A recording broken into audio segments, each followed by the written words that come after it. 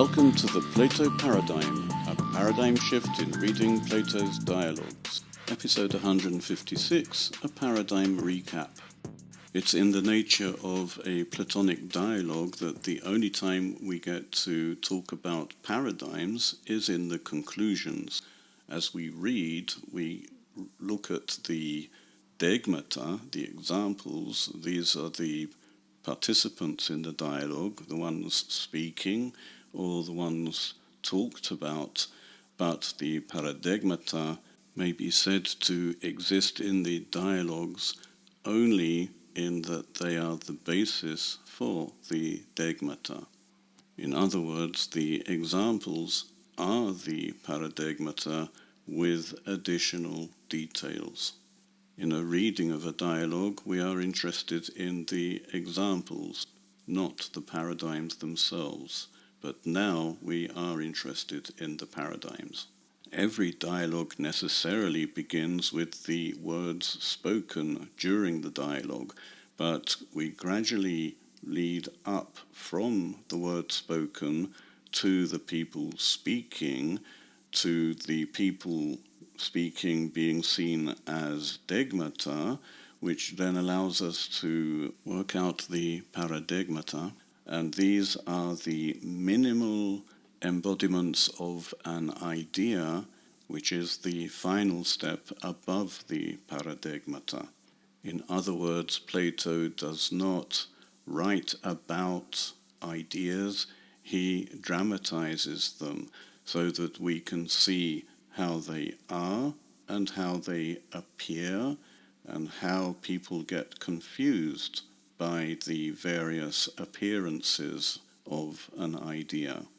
Just as we have to begin with the conversation itself and gradually work up to the idea informing the entire dialogue, it would appear to follow that Plato began with an idea and gradually worked down to the conversation in the dialogue.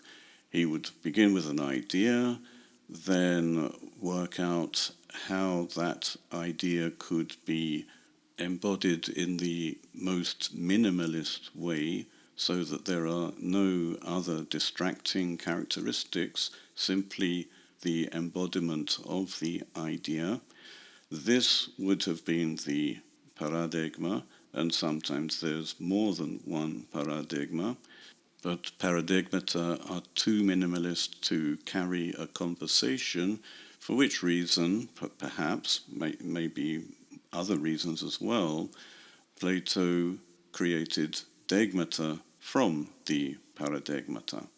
Plato tended to choose historical characters, but he did not base his characters on those historical characters.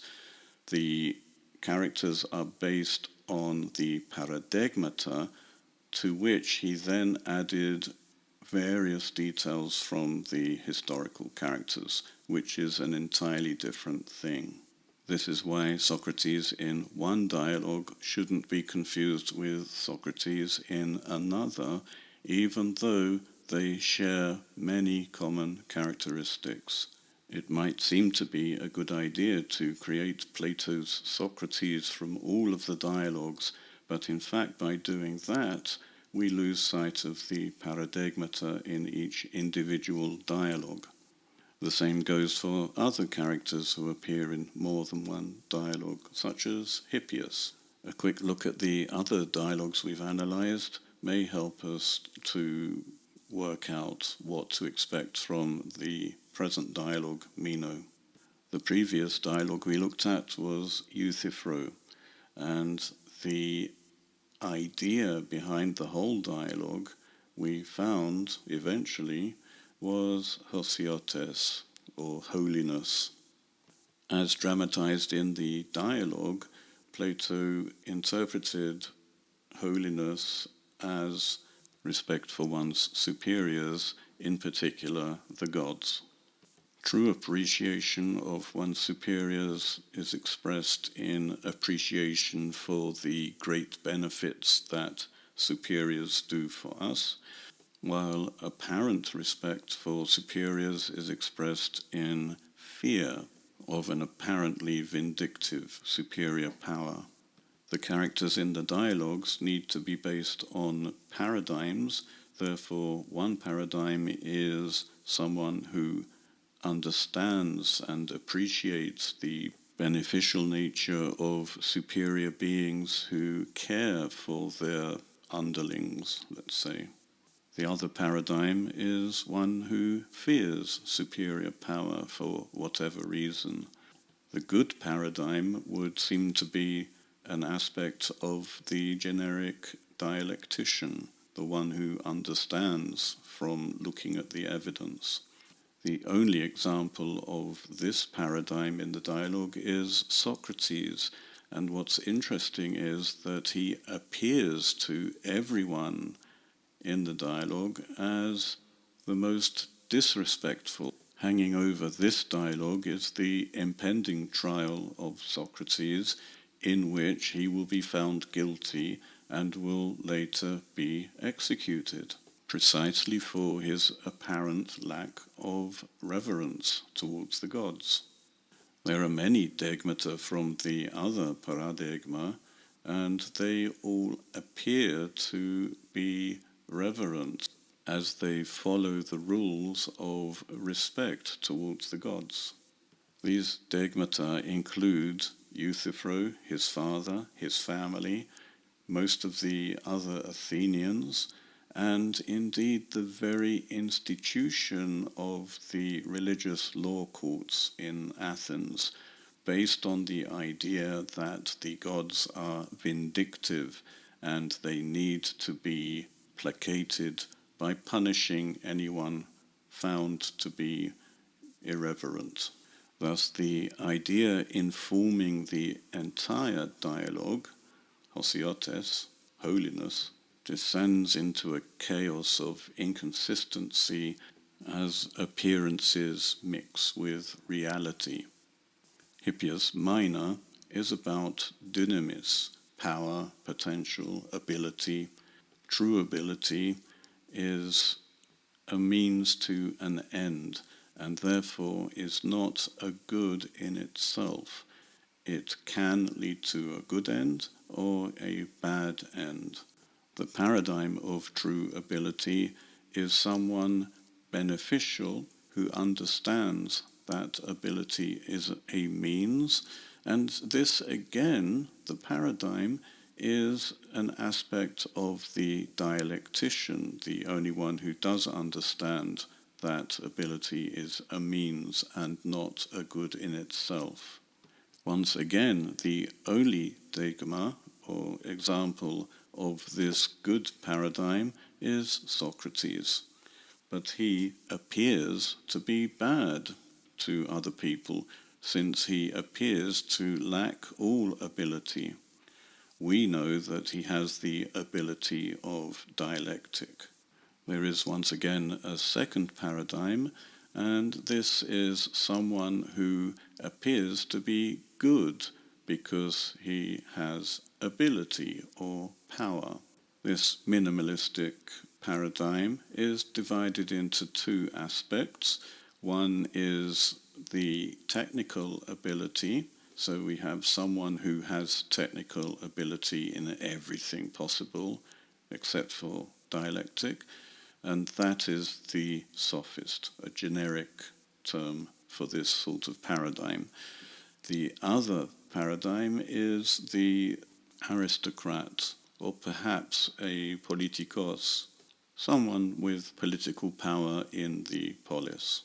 The one with technical ability is exemplified by Hippias, while the socially powerful paradigm is represented by a number of examples, but they are led as if in a chorus by one aristocrat, Eudicus, who does all the speaking for them. The conversation itself is nonsensical, but through it we see how the ones who don't understand ability appear to be good, while the one who does understand ability appears to be bad.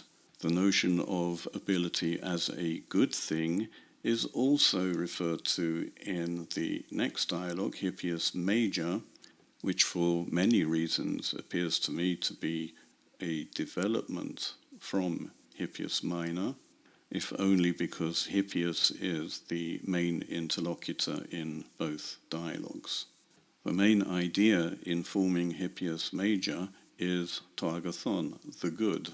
There is no definition of it spelt out in the dialogue, but it is dramatized, and the good is the fitting, while the beautiful or the fine is the apparently fitting. To deal with the problems arising from this, Plato created two extreme paradigms, one being someone who is fitting in every way possible, aesthetic, social, and so on, but unfitting, completely unfitting, when it comes to being beneficial. In other words, this person is extremely harmful.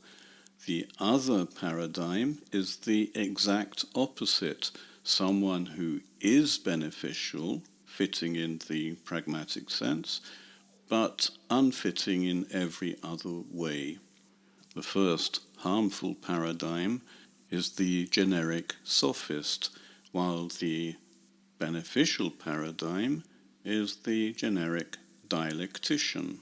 The dogma for the harmful paradigma is Hippias. In other words, the extreme paradigma receives many characteristics of the historic Hippias, but is not Hippias. The other beneficial paradigm receives the dogma of Socrates. In other words, this extreme paradigma receives characteristics of the historic Socrates, but is not Socrates.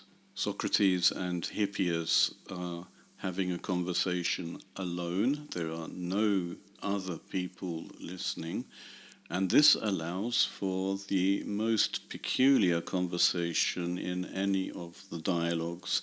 Socrates all the time has to make Hippias think that Socrates is impressed by Hippias. Otherwise, Hippias would leave the conversation. He actually says that at one point. Meanwhile, Hippias does all that he can to appear to be good to Socrates. This is all that Hippias represents. He appears to be beneficial while he is actually harmful. Socrates appears to be harmful while actually beneficial. As for the paradigms in Politeia, the Republic, I refer the listener to episode 75.